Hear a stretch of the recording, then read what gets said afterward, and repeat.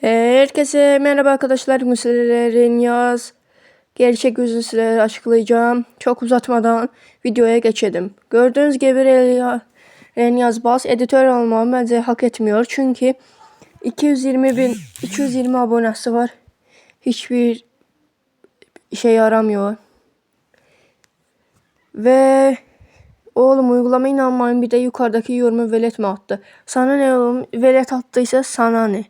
Benim kanalıma gelip böyle yorumlar atmaya hakkın yok. Bir defa da böyle atsan seni kanaldan banlarım.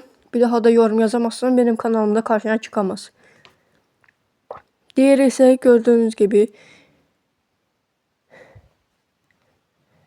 Eğer köhnə vaxtım geri gəlsə 4 il əvvəl 204.000 abonəm var idi. 204.000 abonəm var idisə indi neden 220 abonem var? 1001 kaldım. Küfürbaza bakın. Gidip geliyor bana küfür ediyor. İşte hain. LC'yi bu hak etmiyor arkadaşlar.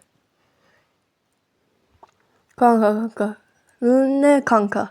Sen benim kankam değilsen bundan sonra. Benim kankam onsaydı. Yazmışam, niye cevap vermişsən? Deyir, canım istəmir. Neyiniyim indi? Canım istəmir, neyiniyim? Ona göre hiçbirinizi sevmirəm. Ne yapayım?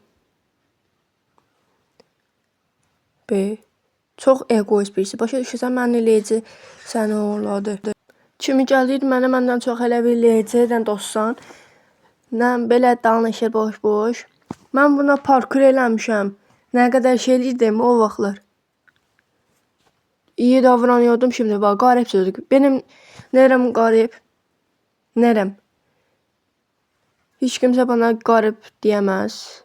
İzlemelerine bakın arkadaşlar. 26.000, 24.000. Hiçbirini hak etmiyor. Hepsinin nasıl aldığını hiç ben de bilmiyorum.